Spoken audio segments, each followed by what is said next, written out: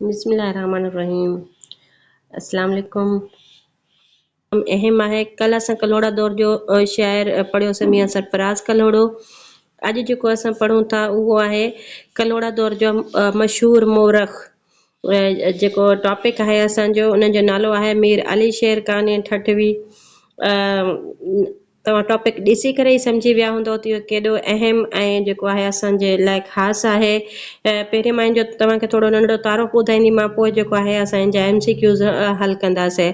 हा त हलूं था पंहिंजे टॉपिक जे तरफ़। अॼु असांजो टॉपिक आहे उहो आहे मीर अली शेर काने। मीर अली शेर काने 1727 ईस्वी में पैदा थियो ऐं 1788 ईस्वी में हुन वफ़ात कई। कलोड़ा दौर जो ही मशहूर मौरख मीर अली शेर काने वल्द सैयद इज़्ज़तुल्लाह जो जनम ठठे में थियो हुयो। मीर काने वॾो मुतालो रखंदड़ हो। मियां गुलाम शाह कलोड़ जो दरबारी लेखक हो।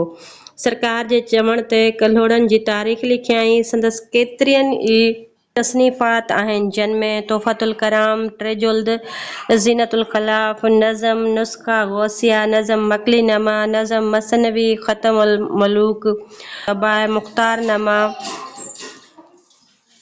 तरीक़त, मसनवी, किस्सा व कद्र शजरा, मसाइक, सियाहतनामा, मसनवी कान जवाहिर, रोज़ातुल अंबिया, बोस्तान बहार, शुहदाए करबला, मसूदा कलोड़ा, रिसाला शोख मामा, दीवान काने, तज़वीनामा, हुस्न व इश्क, ॿिया बि केतिरा ई संदसि किताब हुआ। ही किताब फारसी में लिखियल हुआ, जिन मां अक्सर वक़्त जे वहिकरे में वही विया आहिनि। संदसि किताबनि जी लिस्ट मां मालूम थिए थो त हू केॾो वॾो आलिम ऐं अदीब हो। हुन जे किताबनि में सभ खां अहम जेको आहे उहो आहे तोहफ़तुल कलाम आहे, जंहिंखे 1955 ईस्वी में मखदूम अमीर अहमद तर्जुमो कयो ऐं 1957 ईस्वी में सिंधी अदबी बोर्ड तरफ़ां शाया थियो। समूरो किताब 3 हिसनि में विरहायल आहे। पहिरें हिसे में सिंध ऐं तारीख़ सां दिलचस्पी रखंदड़ अहले इल्म लाइ ज़रूरी मालूमात आहे। असां जिल्द 2 में मुकाला शोरा ऐं 3 भाङे में संदसि मुतलक काराइतो मवाद आहे। हिन किताब जे करे असांखे क़दीम सिंध ऐं सिंधी आलमनि ऐं शहरनि जी तमामु घणी मालूमात मिले थी। अगरि हीउ किताब न लिखियो वञे हा त असां केतिरनि ई आलमनि ऐं अदीबनि जे नालनि खां बि महरूम रहिजी वञूं हा। मीर अली शेर काने बहैसियत शाइर बि आला क़िस्म जो हो। फारसी में उरूज़ी शाइरी में कमालियत ते पहुतल हो। इहो अॼु असां हुनजो तारुफ़ पढ़ियोसीं, जंहिंमें हुनजा मशहूर किताब ऐं हुनजे जेके तसनीफ़ात आहिनि उनखे असां पढ़ियोसीं।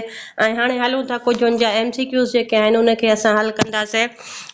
हलूं था सवाल नंबर असां पहिरें ते। शेर काने ठठवी 1140 हिजरी मुताबिक़ कहिड़ी ईस्वी सन में पैदा थियो? त ईस्वी सन जेको आहे मां तव्हांखे तारुफ़ में बि ॿुधाए चुकी आहियां, त हाणे तव्हांजे लाइ बिल्कुलु ईज़ी थी वेंदो। त इहो जेको आहे 1727 ईस्वी में आहे। सवाल नंबर ॿियो आहे असांजो मीर अली शेर काने जे वालिद जो नालो ॿुधायो। त इहो बि मां तव्हांखे तारुफ़ में ॿुधाए चुकी आहियां, हाणे तव्हां पाण ई हल करे सघंदव त सैयद इज़्ज़तुल्लाह। उन खां पोइ आहे मीर अली शेर काने जा वॾा असल ईरान जे कहिड़े शहर जा रहाकू हुआ? त उहे ईरान जे शहर जेको शिराज़ जा रहाकू हुआ। सवाल नंबर चौथों आहे मीर अली शेर काने ठठवी जे वॾनि मां कहिड़ो अरगूम दौर में शाहबेग सां गॾु सिंध में आयो हुयो? त इहो जेको हुयो सैयद शकरुल्लाह शिराज़ी हुयो, जेको अरगूम दौर में न शाहबेग सां गॾु सिंध में आयो हुयो। जे कहिड़े आलिम वटि इब्तदाई तालीम हासिल कई? त उन जेका इहा तालीम हुई मियां नेमत वटि तालीम हासिल कई। सवाल नंबर 6 आहे मीर अली शेर काने केतिरनि सालनि जी उमिरि में शेर चयो? त इन जेका हुयो त 12 सालनि जी उमिरि में जेको हुयो शेर चयो हुयो। अली शेर काने पंहिंजे दीवान में केतिरा हज़ार शेर गॾु कया? त उन जेको पंहिंजे दीवान में 8000 जेके शेर गॾु कया हुया। त हिन जो सही ऑप्शन आहे 8000। कलोड़नि जे कहिड़े हाकिम मीर अली शेर काने खे तारीख़ सहण ते मुक़ररु कयो?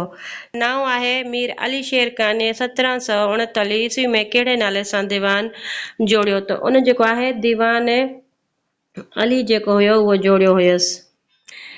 सिंध जे तारीख़ लिखण जा बुनियाद कंहिं रखिया? त इहो जेको हुयो मीर अली शेर काने ठठवी रखिया हुया।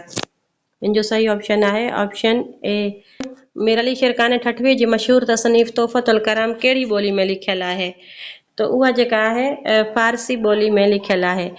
मीर अली शेरकाने ठठवी कॾहिं वफ़ात कई? 1788 ईस्वी में वफ़ात कई। मीर अली शेरकाने जी क़बर किथे आहे? त उहो जेको आहे मकली जे क़ब्रिस्तान में आहे। किथे आहे? मकली जे क़ब्रिस्तान में।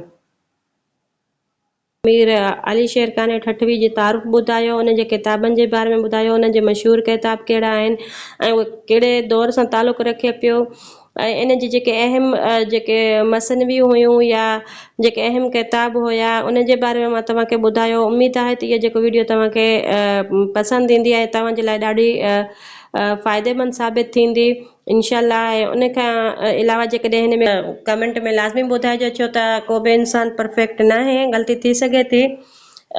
उन खां अलावा जेको आहे अर्ज़ु आहे जेकॾहिं तव्हां मुंहिंजे चैनल ते नवां आहियो त मुंहिंजे चैनल खे जेको आहे सब्सक्राइब, लाइक ऐं कमेंट लाज़मी कजो ऐं बेल आइकन जे बटन खे बि लाज़मी प्रेस कजो त जीअं हर अचण वारी वीडियो तव्हां ताईं पहुची सघे। मिलंदासीं हिकु ॿिए टॉपिक में। तमामु जल्द। तेसिताईं ॾींदा इजाज़त। ओके, अल्लाह हाफ़िज़।